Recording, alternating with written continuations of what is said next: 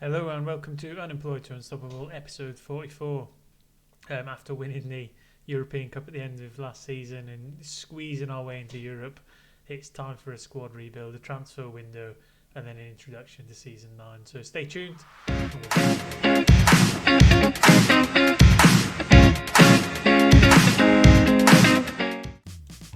Welcome back. So here we are for the end of season rewards. There shouldn't be too many surprises in here. But as always with FM, there is normally a couple that are slightly unusual. So in terms of the transfers then, we did all right. I mean, Gavin Bazunu came in as a loanee goalkeeper when we lost Mamadov to injury, which really did cost us in terms of league placings, and probably cost us maybe one of the other cups as well.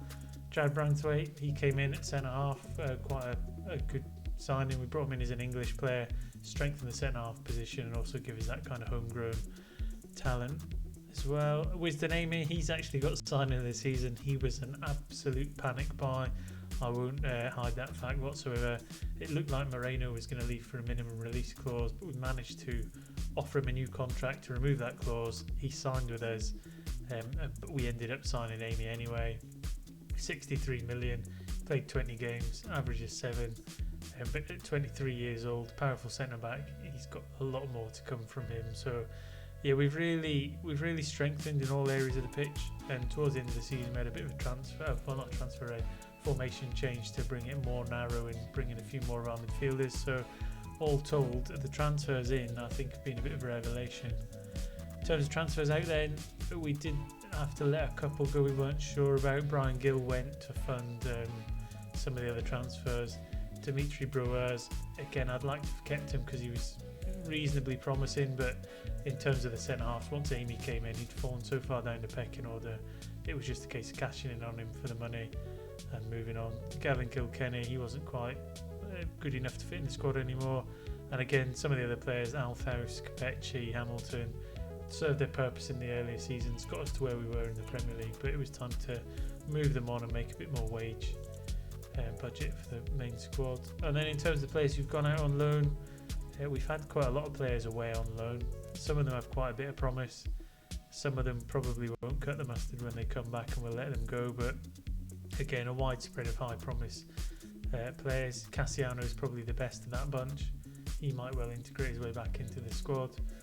He was away in America, 28 appearances, 11 assists, 2 goals, 7-11 average rating, so he's not too bad. And Melvin Duponchel as well at Zenit, not as prolific, didn't play as many games, but again he's still got a bit of promise in him, so we might well integrate him back into the squad.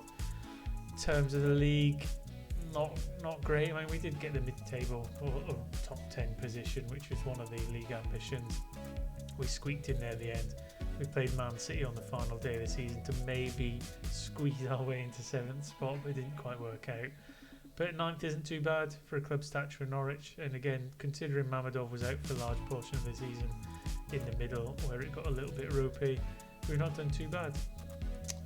Euro Cup, as I hinted at the start of the video, we won that final against Napoli. So yeah, we only lost one game on the way. Sevilla at home, away in the first leg, 1-0, but we turned that over 4-1 in the second leg. And in terms of results, the group stage, really good. Quite consistent. We didn't concede too many towards the end, so we went a bit narrow. So yeah, probably our success story of last season was Euro Cup, which has got us into the Champions League. FA Cup, again, we did really well. Got to the 5th round, but Chelsea knocked us out in extra time. There wasn't too much we could do about it. Players were tired, and they were just better than us. And then Carabao Cup, we got to the final. We played Liverpool, but all told, it was 2-0 to them, but it was completely one-sided, and they probably deserved it, if I'm honest. Moments to remember then, Euro Cup 7-0 win against Dundalk. Match to remember is an away win against Villarreal, which Bruno and Gleeson got a couple of goals. And then the goal of the season was scored by Radwan in the Euro Cup 4-0 win away at PSV. In terms of finances then, the reputation has grown. That's really important in terms of bringing in players next season, be able to attract better players from better clubs. So we've gone from 3.5 star to 4 star. In terms of the revenue, most of them have gone up. Sponsorship, broadcast revenue went down, but only ever so slightly. prize money went up drastically by about 13 million, which is good. And then in terms of shirt sales, Radibi probably going to be one of our main strikers moving forward. Again, Radwan, Neves is getting on the elder side then, but all really good players in there, so pretty good. In terms of how we lined up, this doesn't reflect the new formation change, but for the majority of the season, that is kind of where we sat. And I can't see anything that I would argue with him there. And Bomb on the right hand side, he's a bit iffy. He's got a lot of promise. He's good. He's quick. But we've had to kind of move away from this formation and pack more midfielders into the centre, which seems to work well from us. So Bomb moving forward, probably be moving more into a striker role, but we'll see where we go in the transfer window. In terms of the accolades, nothing for me, nothing all season in terms of manager of the month. Player of the season, Mamadov. Young player, Moreno. Signing of the season, Amy, as we've seen. Radwan got the goal of the season. Bruno, top scorer. Go big or go home, got the most assists and the most player of the matches awards. Highest average rating was Mamadov. And most passes completed per 90 minutes was Neves with 99, which is pretty good. Most goals in a match, 3 by Radibi. I think that's probably just equalised something we've had before, because I find it hard to believe Norwich and they've had a hat-trick. Worst discipline, Neves. He's in that kind of holding role in midfield, so it's not surprising. And then highest transfer fee paid, 59.32 million for Amy, which is pretty big. So history in the making. Norwich win the Euro Cup. End of a fantastic season.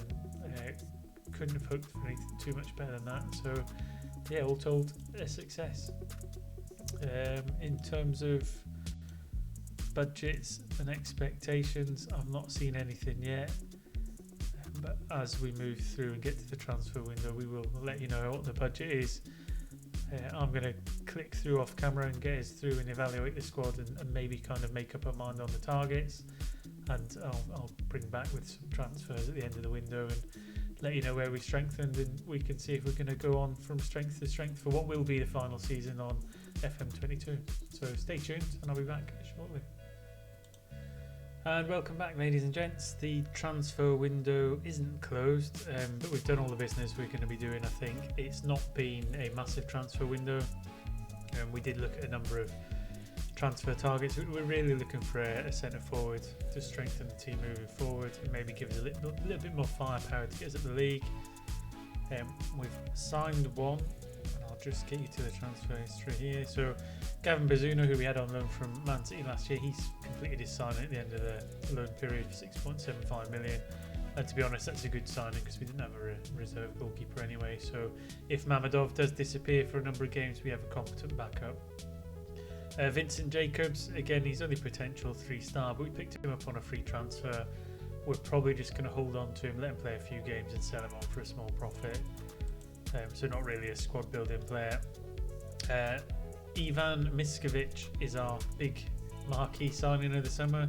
He's coming as a complete forward to play up top as that 2 with Radibi and rotate. So he's coming. He's better than what we had. He's I think when we look at the squad depth page, you'll see that he is a slight improvement on what we've got, and hopefully he's enough to get us going a bit moving forward. He's not the fastest in the world. He's a bit of an all-rounder, but he's off the ball and his vision is really good. His work rate's not too bad, and his dribbling, finishing, first touch is okay. So hopefully at 23 he's got a little bit of room still to grow in him, and we can use him to fire ourselves up the league positions. In terms of outgoings, we just cleared out lots of players who didn't have high potential. The biggest one that we let go, Fran Padilla, 19.5 odd million, what was he say there for, 18.5 million to Rangers, and Thomas Galvez for 31. Padilla we let go because we've got other strikers. We've got Bomb, Gleeson, Bruno, Radibi. We've got Miskovic just come in, so he kind of served his purpose. He got us into the Premier League and it was time to let him move on. And Thomas Galvez, we've got a few left backs, so he wasn't really going to be a first teamer. At best he was a kind of an equal backup, but we got Fazzini come back off loan, so I felt at 31 million it was time to probably let him go. In terms of the budget, we have got a bit of wiggle room in terms of wages and transfer budget, so if another young high potential player crops up, we will dip our toes in the market, but it'll need to strengthen for the future. The only other transfer incoming that's not showing on there, just because it happened at the tail end of last season, according to the computer, is Cherry Caesar, 18-year-old Brazilian. He's got a lot of potential. He's not too far off in terms of current ability, and he's at 18, so we might be able to get him as homegrown over the 3-year period. So we'll keep hold of him. We'll have him in and floating about the squad unless a loan offer comes in, and that kind of finishes off the transfer business. In terms of squad depth then, as you can see, Miskovic and Radivi, 3.5 stars up front. They'll be our kind of starting two. Got Bruno as backup. Gleeson, who's actually got the highest potential out of all them strikers. So if he starts to develop in the right way, he might well force himself into contention as well. DeSantis just behind him. He's come on leaps and bounds. He looks a phenomenal player. He's really developed nicely. He's got a little bit of wiggle room left in terms of development. So again, he'll be a first choice starter. He'll get some games under his belt and he'll only get better. Middle of the park then, we've got Neves, Webster. They're going to be our kind of main two. Webster playing in this forward role, Neves probably playing a little bit deeper. And then we've got Radwan and Costas coming on as well. Radwan, we have looked at potentially selling. If he does go, we'll have to dip our toes in the market for someone else. Because although we've got an extra 3 in there, like Cassiano, who's come back off loan, we need someone of a really high ability to play in them positions. And then in the back four, I mean, we're quite good for centre halves and flexibility. I mean, we've got Galosi, Fazzini, kind of them left back positions. Got Moreno, Allsop, Branthwaite, and Amy in the centre, and then Watio and Rhodes kind of on the right hand side. But Watio capable of playing across the centre halves as well, as you can see there. And then of course Mamadov and Bazunu in goals. So yeah, all round the squad is looking pretty good. In terms of fixtures and friendlies then, while we've been away, I've played a couple of friendlies. We've done alright, not set anything on, set the world on fire. Leipzig we played, and there was a player in their squad that we were looking at who was on the verge of signing for us. If I can find him, he might well have moved on though. Tom Fitchen. So we actually had a bid accepted for him, and his report was absolutely phenomenal. It did say he could go on to be world class. So we were trying to get him. He had his bid accepted, but his wages were just too much. We couldn't match him and he wouldn't sign. So that's why we went for the player we've gone for. We played the Club World Cup, European Super Cup against Man United. Took it to extra time and penalties, but unfortunately we got beat, which leaves us the first game of the season at Man City away. We played them at the end of last season, so this is a good benchmark to see how much we have improved over the summer. I know it's only 1 or 2 players, but the developmental and the formation change also adds to that. So without saying too much more, we'll get into the first game of the season, see if we can set the tone, see if we can get some debut goals, and really see how we're going to kick off and build for the season, which will be the last season of FM22. So stay tuned, and I'll see you shortly. Welcome back. So starting lineup for the first game of the season then, we've got Mamadov in goals, back four of Galosi, Amy, Moreno and Watio, midfield 3 of Allsop, Fazzini and Radwan, and then a front 3 of Iglesias, Bruno and Miskovic. That's kind of based around some of the fitness left over from the pre-season, but we've got a little bit of room to swap that around, and we can change the game as we move forward. So that's what we'll start with. We'll bring some subs on for fitness as the game goes on. It's not going to be season defining in terms of a fixture because it's against Man City, but it should give us an idea of whether we're able to compete or not. So we will get straight into this. Number 9 for Miskovic. Hopefully he's going to cement himself as a bit of a club legend. Everyone loves a good new striker, and it would be fantastic if we could get him with a debut goal. So here we go. It looks like the first chance is going to Man City within the first 60 seconds. So they broke down the right hand side, playing the ball 1-2s at the edge of the box. Yusuf Demir, he's the one that kind of scuppered us towards the end of last season. We have pushed them back a little bit, but it's fed into Adeyemi, Doku. Mamadov manages to kind of fist it away for now, and that should get the ball cleared up the pitch as Man City come in again. Good tackle in the box from Watio. Again, early pressure from Man City. We just need to absorb this pressure, hopefully stay on level peggings. Another tackle in the box. it's looking all hands to the pump at the minute as Doku puts Man City 1 up 2 minutes into the game, and that really puts us up against it for this match, although there's plenty of time to grow into the game. Maybe still get something from it. There's Moreno with a good tackle in the box. Great header from Doku on the penalty spot. And that puts Man City 1 up. And again, these aren't the games that are essential for us to win, but again, it's a good benchmark of where we are, where we've developed. Over the few seasons we've had in the Premier League, we have got better each season. I know we squeaked our way into the top half at the end of last season. We have won consecutive trophies for 2 seasons, which has been both European ones, as Miskovic gets his first chance for a goal, rounds the keeper and slots it in lovely. So a debut goal for Miskovic, 13 minutes into the game, and hopefully he's going to be the one that makes a difference. I mean, Radibi did fantastic towards the end of the season. Padilla's done alright, Bruno's done alright, but neither of them have really been prolific. I'm hoping now that with Miskovic coming in as a marquee signing, he can be the one that really carries that goal threat moving through the season. Another chance for City on the 16th minute. Ball into the box, cleared initially, but City managed to recycle the ball straight into Poku. And that looked like an own goal there from Watio, was it? Yeah. I mean, he had to do something with it because there was a player just behind him, but it's never nice to see a player put in the back of his own net. Here goes Poku, dink it across, and Doku was behind him, so they've got Poku and Doku, as if it wasn't confusing enough.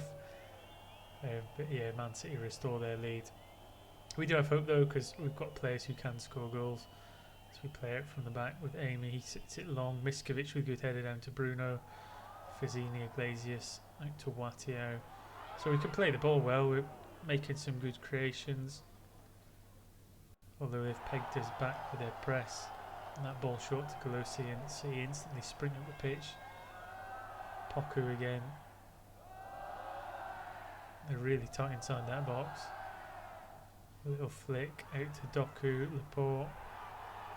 And he sends a shot from there. I mean, Laporte shooting from outside the box isn't something we should be overly concerned about, because I don't think he's ever going to be one of them long-range threatening players. He's not someone who I see as a big goal scorer. Maybe header from a corner, but when he's got the ball out there, I'm not too concerned. So we go past the half-hour mark. Still a goal behind, but I'm just looking at what changes we can maybe make to influence the game in the second half. In that goes, and they're making their way into our box just a little bit too easy for my liking. Into Adeyemi, and that puts it 3-1 up. So we'll be at a 2-goal deficit coming into half time as it stands. We'll just see here as he, again, that quick passes, moving our defence out of position, slots it across, and it's too easy for Adeyemi. He's got a tap in from 6 yards. So again, some defensive work to do. Like Radwan for Webster there was he's knackered. And maybe that World Club Cup trophy, or the Super Cup as they call it, it's just done our fitness in a little bit going into the first Premier League game of the season, because that's by no means our first choice team. Great tackle by Golosi there. Surely not. He's never given a penalty for that, has he?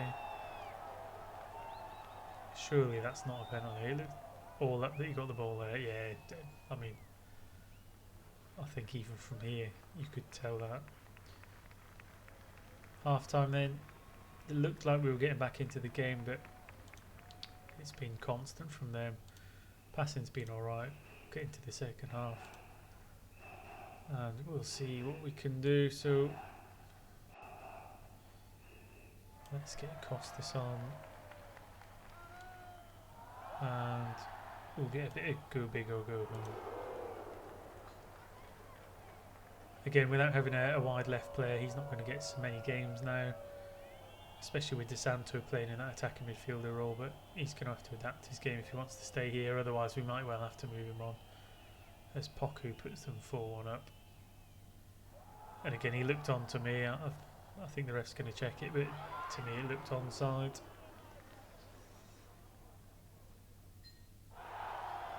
Just watching the highlight now, into Demir, Pocket, yeah, he was miles onside, so I don't know what the referee was concerned about, but we find ourselves 3-1 down. Just under a half to go. I can't really see us getting back into this. So quite clearly there's a bit of a gulf. We will see what players become available, but again, the money involved with the quality of player that we need isn't something we have. So we might get one more, but I can't see it being any more than that. And then again, it comes down to which area. I'm thinking probably a centre midfielder, or maybe a centre half, judging by this performance. But again, not ideal. Not an ideal start to the season. I'm not going to say it's a disaster because quite clearly we're not Manchester City and we don't have the funds that they've got or the squad that they've got, but I wouldn't be expecting to be beaten 5-1. It looks like they've got another chance here. Yusuf Demir and Poku to Adeyemi. Really should have scored that, but it was offside anyway. Really disappointed. The only positive so far we can really take from the game is the fact that Miskovic has got his goal and he's off and running. We'll be looking for him to continue that against some of the lesser teams in the league. If he can score against City, then I'd like to think he can get a few goals against the Southamptons and Brightons of this world. Again, another shot. Oof. Doku from wide. They're looking really threatening, City. They seem to have assembled quite a good team. Some of these players I've not heard of, but Yao Felix I have and Demir I have. As we look like we have a chance of our own. Down the right hand side to Watio, who scored the own goal, but he's given the ball away. He's won it back. Good hard work. Into Fazzini, Costas, Bruno. Go big, and he bends it for the top corner, but he's just put it over the bar. And again, it would have been nothing more than a consolation, but at this stage of the game, we'll take anything that can give us a little positivity. Amy to Webster, again looking to just create something to go out high, but we're giving the ball away again. It looks like Seal break quickly. Kelly down the left hand side. Watio wins it back, which is great. But it's what can we do with the ball? Into Costas, Moreno. And we're going to need some kind of killer ball over the top. Someone with a little bit of pace to get in behind them. To Galusi. Costas out to Wateo, who's gone wide. Cuts back inside into Fazzini. Could say my Edison, but it would have been nice for him to get a goal, but never mind. A corner from Go Big or Go Home. In it goes. It's headed clear. And I think that's probably going to be the end of the game. So, start of the season, not what we would have expected. I think we've still got to take some degree of positivity. We are angry with the overall performance because 5-1 against anybody's not great.